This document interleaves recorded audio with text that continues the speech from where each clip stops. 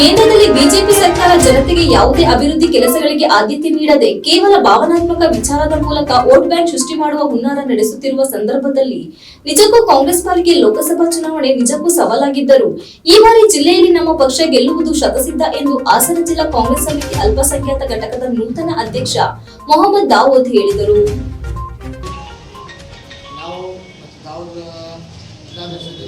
ಎಲ್ಲ ಜೊತೆಗೂಡಿ ಕೆಲಸವನ್ನು ನಾವು ಮಾಡ್ತೀವಿ. ಒಗ್ಗಟ್ಟಾಗಿಲ್ಲ. ಪತ್ರಿಕಾಗೋಷ್ಠಿಯಲ್ಲಿ ಮಾತನಾಡಿದ ಅವರು, ಕಳೆದ 10 ವರ್ಷಗಳಿಂದ ಕೇಂದ್ರ ಸರ್ಕಾರ ರೈತ ಮತ್ತು ಕೂಲಿ ಕಾರ್ಮಿಕರಿಗೆ ಯಾವುದೇ ಪ್ರಮುಖ ಯೋಜನೆಯನ್ನ ನೀಡದೆ ಕೇವಲ ಉದ್ಯಮಿದಾರರಿಗೆ ರತ್ನ ಕಂಬಳಿ ಹಾಕುವ ಮೂಲಕ ರೈತ ಮತ್ತು ಕಾರ್ಮಿಕ ವಿರೋಧಿ ಮತ್ತು ಜನವಿರೋಧಿ ಸರ್ಕಾರವಾಗಿದೆ.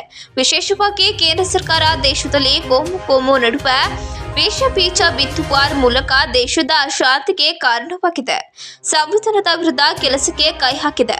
ಒಂದು ಧರ್ಮ ಅಥವಾ ಸಮುದಾಯದಿಂದ ದೇಶ ಕಟ್ಟಲು ಸಾಧ್ಯವಾಗಲ್ಲ. ಬದಲಾಗಿ ಎಲ್ಲ ಜಾತಿ ಧರ್ಮಗಳನ್ನ ಒಂದುಗೂಡಿಸಿದ್ರೆ ಮಾತ್ರ ಸಮಗ್ರ ದೇಶದ ಪರಿಕಲ್ಪನೆಯ ಭಾರತವನ್ನ ಕಾಣಲು ಸಾಧ್ಯವಾಗುತ್ತದೆ ಎಂದರು. ಕಾಂಗ್ರೆಸ್ ಪಕ್ಷಕ್ಕೆ ಅಲ್ಪಸಂಖ್ಯಾತರ ಓಟು ಪ್ರಮುಖವಾಗಿದೆ. ಈ ಕಾರಣದಿಂದಲೇ ರಾಜ್ಯ ಸರ್ಕಾರ ತನ್ನ ಬಜೆಟ್ನಲ್ಲಿ ಅಲ್ಪಸಂಖ್ಯಾತರಿಗೆ ವಿಶೇಷವಾದ ಸವಲತ್ತುಗಳನ್ನು ನೀಡಿದೆ.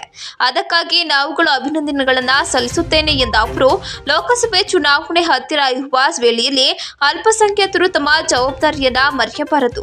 ಕಾಂಗ್ರೆಸ್ ಪಕ್ಷದಲ್ಲಿ ಅಭ್ಯರ್ಥಿಗಳ ಆಯ್ಕೆಯಲ್ಲಿ ಯಾವುದೇ ಸಮಸ್ಯೆ ಅಥವಾ ಭಿನ್ನಾಭಿಪ್ರಾಯವಿಲ್ಲ. ಹಾಸನ ಲೋಕಸಭಾ ಕ್ಷೇತ್ರದಲ್ಲಿ ಈ ಬಾರಿ ಕಾಂಗ್ರೆಸ್ ಪಕ್ಷದ ಗೆಲುವು ಶತಸಿದ್ಧ. ಹಾಸನದಲ್ಲಿ ಕಾಂಗ್ರೆಸ್ ಅಭ್ಯರ್ಥಿಯನ್ನ ಗೆಲ್ಲಿಸಬೇಕು ಎಂಬ ಉದ್ದೇಶದಿಂದ ಅಲ್ಪಸಂಖ್ಯಾತರೆಲ್ಲ ಸೇರಿ ಹೆಚ್ಚಿನ ಮತವನ್ನ ನೀಡಲಿದ್ದೇವೆ.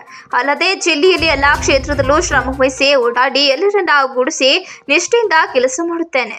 ನಾವು ಹಾಗೂ ನಮ್ಮ ತಂಡದೊಂದಿಗೆ ಪಕ್ಷದಲ್ಲಿ ಹೆಚ್ಚಿನ ಕೆಲಸ ಮಾಡುತ್ತೇವೆ.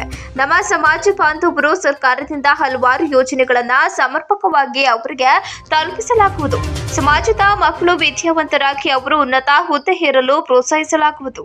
ನಮ್ಮವರು ಸಮಸ್ಯೆ ಎದುರಾದಾಗ ದೊಡ್ಡ ಮಟ್ಟದ ಅಧಿಕಾರಿಗಳೊಂದಿಗೆ ಮಾತನಾಡಲು ಹಿಂಜರಿಯುತ್ತಾರೆ. ಆದ್ದರಿಂದ ಅವರೊಂದಿಗೆ ಮುಕ್ತವಾಗಿ ಮಾತನಾಡು ಅಲ್ಲಲ್ಲಿ ಸಾಮಾನ್ಯ ಸಭೆ ಆಯೋಜಿಸಿ ಅಧಿಕಾರಿಗಳನ್ನ ಕರೆತಂದು ಮುಕ್ತವಾಗಿ ನಮ್ಮ ಸಮಸ್ಯೆ ಪರಿಹಾರ ಕಂಡುಕೊಳ್ಳಲು ಮಾತನಾಡಲು ಅವಕಾಶ ಕಲ್ಪಿಸಲಾಗುವುದು. ನಮ್ಮ ಪಕ್ಷದಲ್ಲಿ ಅಸಮಾಧಾನವಿದ್ದರೂ ಅದನ್ನ ಸರಿಪಡಿಸಿಕೊಂಡು ಹೋಗುತ್ತೇನೆ.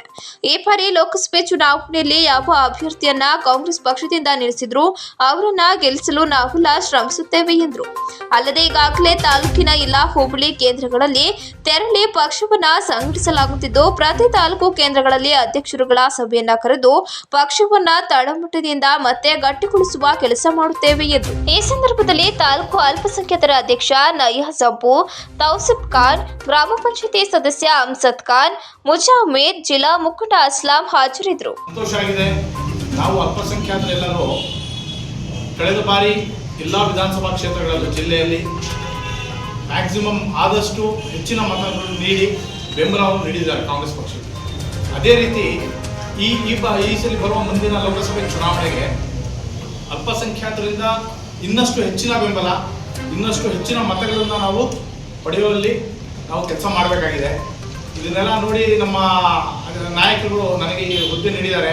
ನಾನು ಈ ಹುದ್ದೆಗೆ ಒಂದು ನ್ಯಾಯ ಸಿಗುವ ರೀತಿಯಲ್ಲಿ ಕೆಲಸ ಮಾಡಬೇಕಾಗಿದೆ.